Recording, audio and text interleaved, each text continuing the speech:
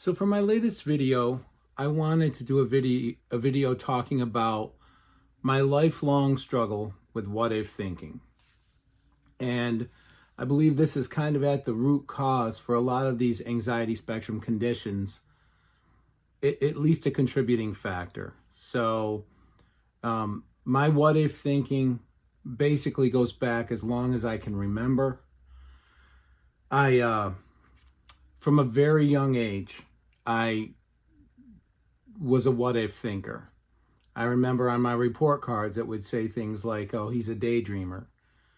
He's looking out the window. So this started very young, and even at the age of 6 or 7 years old, I was worrying about the big things. I wasn't just worrying about, what was for dinner or what my next snack would be or who I was going to play with on the playground. I was worried about death. I was worried at the time. We were at the height of the Cold War. I was constantly worried about nuclear war. Yes, at 6 years old, I was worried about that. I was worried about every time I heard sirens, I would be worried about my relatives, anybody I didn't know where they were. And this was, again, at the age of 5, 6, 7 years old. And I know that that was the age because I have certain things that went along with those memories where, that's an accurate accounting. I from that young of an age, basically as long as I can remember, as long as my memory goes back, as far as it goes back, I've been a what if thinker. And so that was kind of probably the groundwork for some of what's gone on later on. But I should say this too, guys.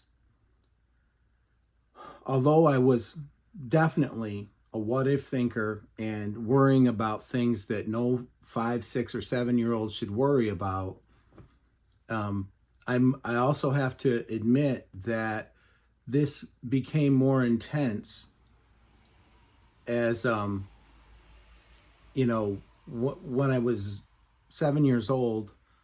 My little brother was diagnosed with leukemia, and that, along with a lot of relatives in a very short period of time, and eventually including my little brother, passed away in about a 2-year span. So this definitely, if I wasn't already very aware of my mortality and everyone's mortality, I certainly was after that 2-year time frame from 7 to 9. But I can assure you, I was worried about, death and big things even before that, even before my little brother got sick. So I just want to put that out there because that definitely intensified how bad the what if thinking got, and the idea that, it's not just what if thinking. Sometimes the really bad things do happen, right? So after my little brother passed away, I struggled. I had started to self-medicate with food, and this was I got chubby, and this went on for a few years. And finally, at about the age of 14, I started to get a little bit of a handle on the what if thinking, kind of simultaneously with losing weight and building up my self-esteem. So probably in my own way, that was therapy in a sense, getting some control back in my life. That's not the way I viewed it at the age of 14. But, I lost 75 pounds. I got in good shape. And then from then all the way until the age of 31, I had my what if thinking pretty well under control. Now, I still had it. I still got nervous when I heard sirens or, but it was fleeting. It wasn't, I didn't focus on it at all. It didn't affect my life in any measurable way. So from the age of 15 to the age of 31, I had pretty good control over that, the what if thinking. Yes, I was still analytical. Yes, I still did some what if thinking, but not to the point where it controlled my life. Then, and if you guys have watched my other videos, you know what happened here. I had a tremendous amount of external stress. I was getting very little, if almost no sleep. This went on for months, for about 3 months, 4 months, and combined with very poor diet choices and, not getting, and very poor, my diet choices and even my exercise choices were not good. So it all kind of built up to, I started having panic attacks. And I had a severe panic attack that I've talked about in several videos, driving home from Montreal, and then I just started having them constantly. And the what if thinking that had been part of my life my entire life, all of a sudden got an injection of steroids. I mean, now all of a sudden the what if thinking was just constant about everything. Every little thing I would expect, or I would be looking for the what if possibility. I'll give you a for instance. Driving. Every time I was driving, I was thinking, what if that car swerves in my lane? I was thinking, I'm trying to keep track of everything. Drivers way down the road, drivers close. Just insanity. Just thinking about, and I'm literally expecting every time that someone's going to do something. I'm looking for escape routes. Now, I don't know if I'm the only one that has had this get to this point, but this was miserable. And I can tell you different things. When I was at work, I worked at a warehouse at the time, and I was constantly thinking about, what if something falls out of the rack on top of me, or just there was a lot of heavy machinery. What if, just constantly the entire day at work. Also, if my wife was gone 5 minutes longer than I expected, in my mind, I already felt like, well, it was probably an accident, or maybe she got abducted. She's been murdered, whatever it is. It sounds, looking back, when I hear myself recounting that, it sounds, comical, but it wasn't comical at the time, because I was constantly thinking this, and to the point where I was expecting it to be the outcome, even though these outcomes are possible but highly unlikely. I was thinking them. I remember my daughter had just started school, my oldest daughter, and if she came out a little bit later than I thought, I would go right into a panic attack. Well, what happened? What happened? Where is she? And then, a couple of times she came out, maybe 5 minutes later. Oh my goodness. How many lifetimes did I live in that 5 minutes? Just awful. And I would what if think about everything. And, this was ridiculous. I just expected the worst all the time. And that's no way to live your life. That's no way to live your life. And I realized I was starting to try to prevent and control things that I had no business trying to prevent or control. That's just the truth. That's the absolute truth. You can't prevent bridges from collapsing, roofs from collapsing, cars swerving into your lane. I'm consumed with things that are way above my pay grade. This is not something that you can control. So, it's when it gets to that point where you're constantly thinking about all of the most ridiculous possibilities that are so unlikely. I mean, I could tell you guys all the exits, the emergency exits, every place that I went to. I was trying to think 10 steps ahead. And this is impossible. I honestly don't know how my mind survived that, because you're also trying to live your life, right? You're also working your job, trying to be a husband, trying to be a father. But the bottom line is my mind was consumed with what if thinking. What's going to happen? What terrible thing can I prevent or control? And, that is a terrible way to live your life. I'll promise you that, guys. It's a terrible way to live your life, because the only thing we can control is our own actions. That's it. You can pretend in your mind that you're in control of the universe, but you're not. So,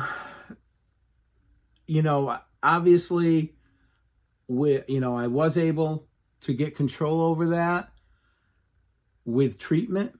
I had 6 years where I was really bad, but with treatment, I was able to get through the what if thinking. I'm not going to lie to you guys. It's still an issue. I still battle that. I still do get nervous when I hear sirens or if someone is late, but it's way less than it was, especially when I was at my worst. And so I got treatment, and I've been able to control my what if thinking. So I always try to give you guys, I'll recount something like my what if thinking from my entire life, but I also try to give you guys some advice on how you can avoid falling into these traps, and how you will be able to, if you have fallen into that trap, how you can get out of it. So first thing is, if you're to the point where you're having panic attacks or where the what if thinking is starting to control your life, get treatment. First things first, go see a mental health professional, get treatment. That'll be the quickest way to get better. So that's number one. Number two, if you're not sleeping well, if you're not getting exercise, and if your diet's out of control, get those things in order. If you're just at the what if thinking stage, that will help a lot. Sleep especially. Sleep will give you mental clarity, which will in turn help a lot of these mental health issues, especially the anxiety spectrum disorders. This is the thing you got to teach yourself. Number three, the thing you have to teach yourself is you have to differentiate between what's possible and what's likely, right? So, yeah, all kinds of things are possible. Crazy things have happened throughout history. But what's likely? Go ahead and kind of view life at how an insurance adjuster is going to view life, right? If you can get affordable life insurance, that means they think you're going to live. That's a pretty good sign. That means, all things considered, you're not likely to die. And, try to look at things honestly. Is a plane going to fall out of the sky? I mean, planes have fallen out of the sky, but are you going to live your life worrying about that? That's less likely than getting struck by lightning. So learn to differentiate between possibilities and what's probable. And, that sounds easy, but sometimes especially if these conditions really take root and develop, I was always able to do that, from the age of 15 to 31, I had no problem differentiating between, hey, she's gone a little late. She's going to be back. She's fine. Nothing crazy going on. But when, once I started having panic attacks and I had an actual diagnosable mental health condition, it was really hard to differentiate between what's possible and what's likely. I just went to the worst case scenarios, and it led me to catastrophize.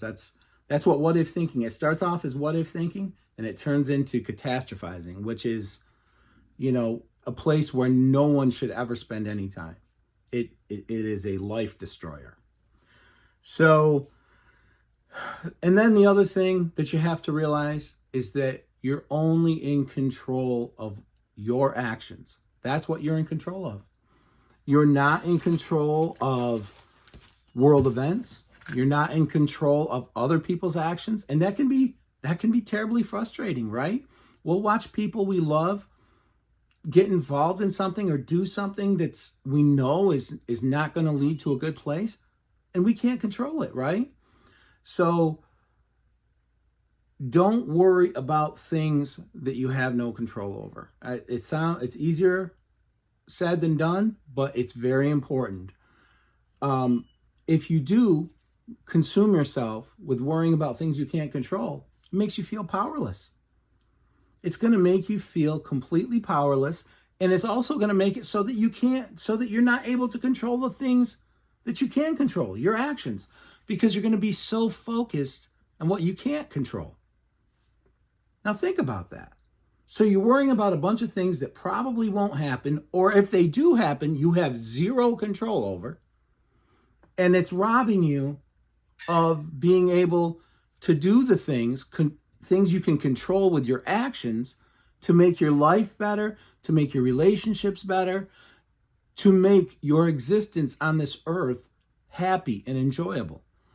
When you reason about it like that, guys, you start to see that, there's really you have no time in your life for what if thinking, especially what if thinking on steroids, like is what you have when you have these mental health conditions.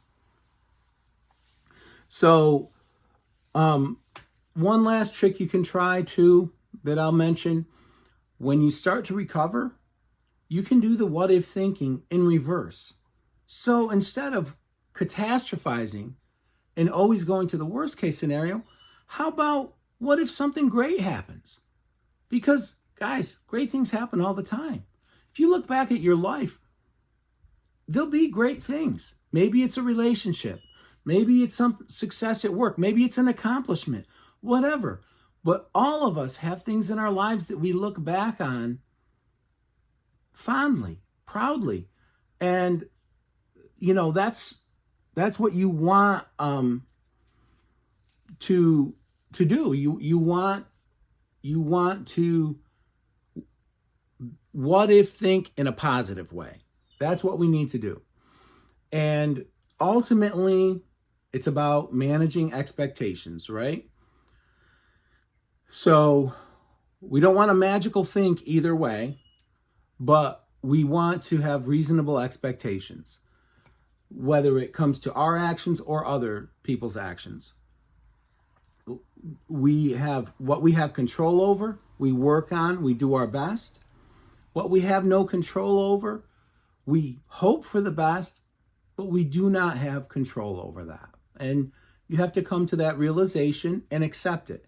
And when you do, you'll be able to get through your life. It's, I think it comes natural to neurotypical people.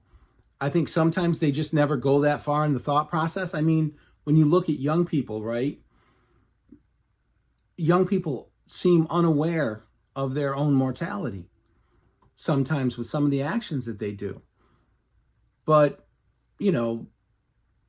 that's not something that people with these conditions are ever in that space. I mean, I didn't have a diagnosable mental health issue at 6 years old, but I was already worried, contemplating my own mortality, worried about huge, giant things that I had no control over as young as 6 years old.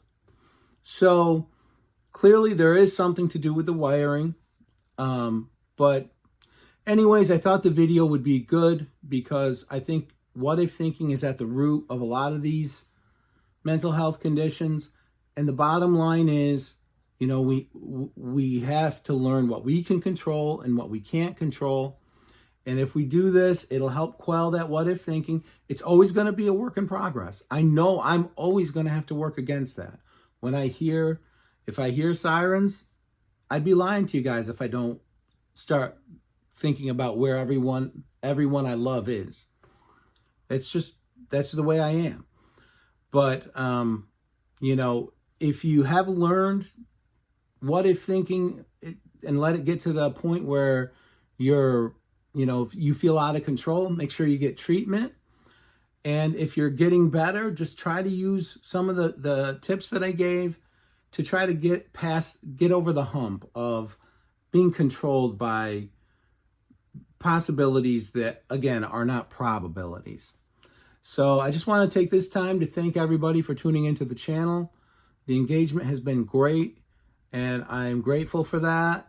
Also, if you know anybody who's experiencing these mental health conditions, whether it's anxiety disorder, panic disorder, obsessive compulsive disorder, depression, have them check out the channel. There's videos and there's tips for all of these scenarios.